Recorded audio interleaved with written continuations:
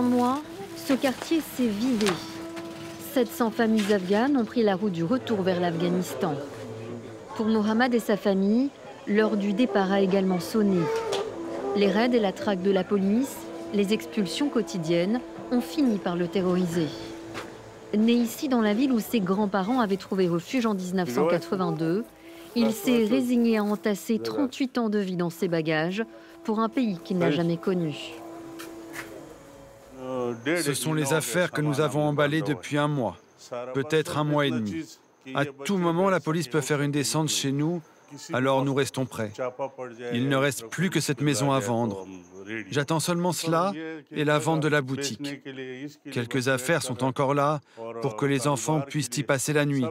Tout le reste est déjà rangé, mais les enfants ne sont pas prêts à partir. Personne ne l'est. Mohammad a 8 enfants, sa fille Ina est âgée de 6 ans.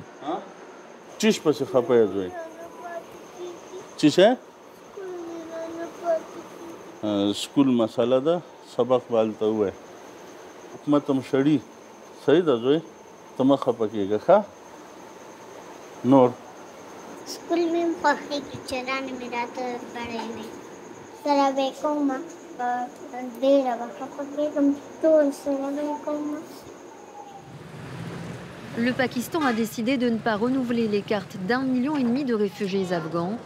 Islamabad n'a jamais ratifié la Convention de Genève qui interdit d'expulser un réfugié si sa vie ou sa liberté est menacée dans son pays. Mohammad est acculé. Il a dû céder à la hâte sa boutique pour à peine 1/10 de sa valeur. Ce matin, il a rendez-vous avec les nouveaux propriétaires. मुबारक से दुकान खैर मुबारक माशाल्लाह मो को के खो اختیار का किताब हम क्लियर को چې موږ چې نه دا هغه راوړې نو ته زمنګ راوړې ها دا ټوټل دی بیلونه دي دا دا د دې کاتو راټول کړي دا د مالونو دغه حساب इसमें तकरीबन जो है ना. Dans ce bazar, 90% de ces boutiques appartiennent à des Afghans. Moi et mes frères avons 2 boutiques. Nous avons déjà vendu la première et nous essayons de vendre la seconde. La police vient souvent ici. La plupart du temps, elle arrête les hommes dans les magasins. C'est la raison pour laquelle nous partons comme tout le monde, parce que nous sommes constamment harcelés. Même quand on s'occupe d'un client, la police arrive et arrête les gens. Depuis plusieurs mois, Islamabad durcit le ton contre les réfugiés afghans au nom de la lutte contre le terrorisme.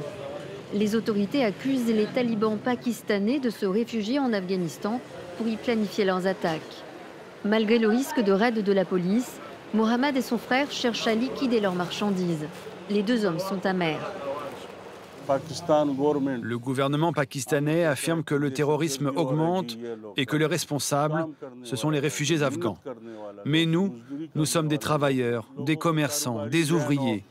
Comment des gens qui ont bâti des commerces peuvent-ils être considérés comme des terroristes ?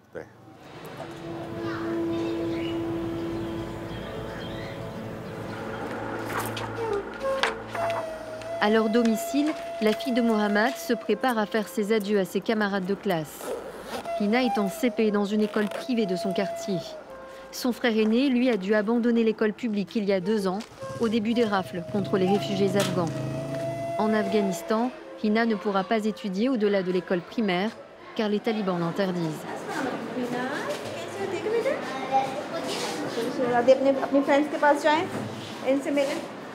Dans sa classe, ses camarades, tous pakistanais, l'attendent pour lui dire au revoir.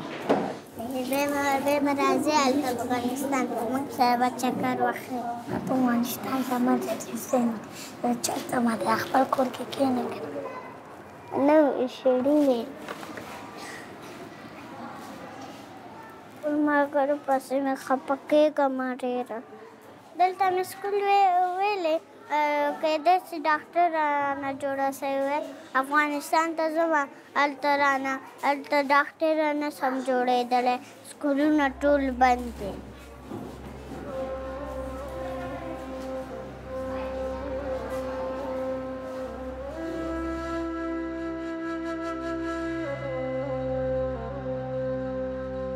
Dans ce parc, à quelques mètres des ambassades étrangères, Des centaines de familles afghanes survivent dans un camp de fortune depuis 2 mois, exposées aux températures extrêmes, à la pluie, aux maladies et aux regards indiscrets.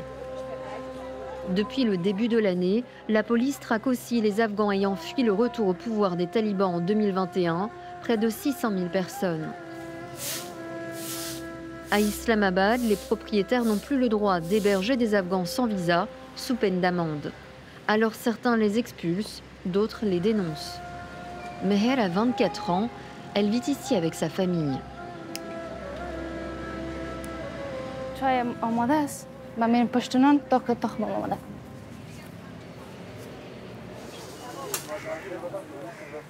Salam alaikum, non, Manda?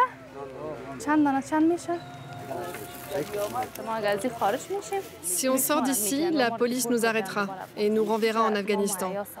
Nous avons tout installé dans le parc pour vivre. Il y a des commerçants extérieurs qui viennent nous vendre des produits pour que l'on puisse subvenir à nos besoins. C'est difficile de trouver tout ce dont nous avons besoin, mais c'est assez pour survivre. Les réfugiés ici sont fonctionnaires de l'ancien régime, militants des droits humains, journalistes ou issus de minorités persécutées par les talibans. La plupart ont déposé une demande d'asile. Leur plus grande peur, être renvoyés en Afghanistan avant d'obtenir une réponse des ambassades étrangères. La police les a prévenus, l'expulsion viendra tôt ou tard, mais pour l'instant, ils bénéficient d'une certaine tolérance. Quand les talibans ont pris le contrôle de l'Afghanistan, mon père travaillait avec l'ancienne armée afghane. Ils l'ont arrêté alors qu'il se cachait. Ils l'ont torturé horriblement et puis ils l'ont tué. Nous avons fui au Pakistan pour cette raison. Mais maintenant, la situation pour les réfugiés afghans est aussi terrible ici. Ça fait 1 mois que nous sommes dans ce parc et aucun de nous n'est sorti pendant tout ce temps. On a peur. On ne peut pas retourner en Afghanistan. Si on le fait, on risque la mort. L'Afghanistan, c'est devenu comme un cimetière. Mais nous ne sommes pas en sécurité ici non plus. À tout moment, on peut être arrêté. Dentiste de formation, Meher a dû, en s'exilant, laisser sa blouse derrière elle car le Pakistan n'autorise pas les Afghans sans papier à travailler. Chaque jour, elle soigne les malades du camp dans cette clinique de fortune. شما یک دوا سلوشن دارم درست است که ما خودم آماده ساختیم چون میگیریم درست از دست چپ میبینین با دوباره چشمتان طرف راست. Ici, dans le camp, toutes les maladies et infections virales se propagent très vite. Nous manquons de médicaments. Les réfugiés afghans ne peuvent pas aller à l'hôpital, car ils risquent l'expulsion. Alors on n'a qu'une solution, se débrouiller avec les moyens du bord.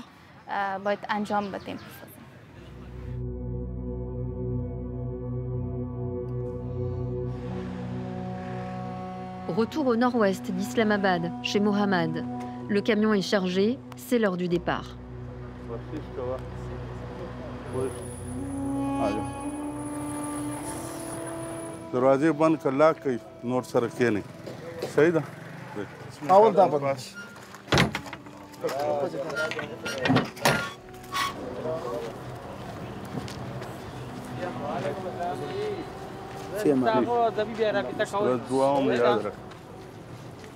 C'est déchirant pour moi. C'est trop difficile. Partir, laisser ces gens, tout quitter, c'est insupportable. Je n'ai plus de mots. Kaboul n'est qu'à environ 400 km. Mais pour Mohammad, c'est un aller simple, sans retour possible. Près de la frontière, une longue file de camions chargés de familles afghanes. Avant de passer en Afghanistan, elles doivent effectuer certaines démarches administratives dans ce centre du Haut-Commissariat pour les réfugiés. Selon l'ONU, plus de 800 000 Afghans ont déjà quitté le Pakistan depuis le début de l'année, parmi lesquels 93 000 qui ont été expulsés. L'enregistrement leur donne droit à une aide modique, une 50aine d'euros par personne, pour tout recommencer. L'avenir de mes enfants est anéanti au Pakistan. Les données biométriques ont été prises et la décision est tombée. Nous devons partir. Nous ne pourrons plus jamais revenir ici. Là-bas, nous n'avons rien, ni maison, ni bien, ni repères. Tout ce que j'ai construit en 38 ans est perdu. Nous allons devoir tout recommencer à zéro.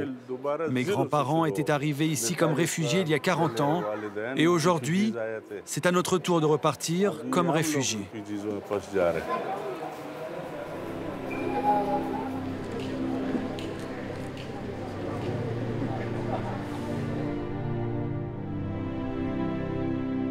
À Islamabad, malgré l'incertitude et l'attente d'un hypothétique visa, les résidents du camp ont monté une école. Car au Pakistan, les exilés sans papier comme eux ne sont pas admis dans les établissements scolaires. Ici, des cours sont dispensés chaque jour aux 700 enfants du camp et aux jeunes femmes. Ici, nous leur apprenons à utiliser un ordinateur. Comme ça, elles peuvent au moins poursuivre leur éducation en ligne. En Afghanistan, les filles n'ont plus le droit d'aller à l'école. Également privées de travail, de sport ou même de voyager seules, elles vivent sous un régime que l'ONU qualifie d'apartheid de genre.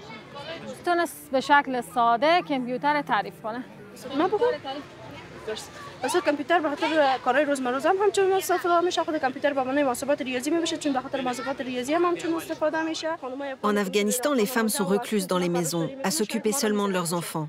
Mais je ne veux pas de ce futur pour moi. Je veux devenir quelqu'un et innover. Cela fait 1 an que nous sommes au Pakistan. Pendant cette année, je suis allée frapper à la porte de plusieurs écoles, mais elles n'acceptent plus les Afghans.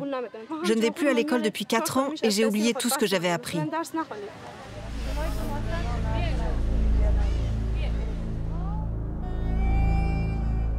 L'Afghanistan traverse l'une des pires crises humanitaires au monde.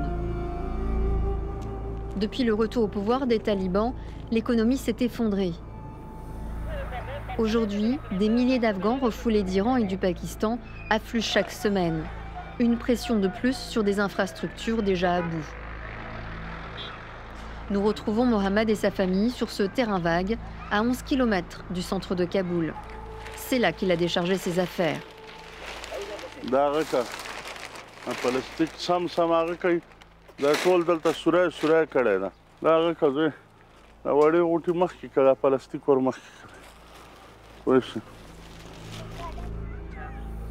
Il veille sur ses biens nuit et jour.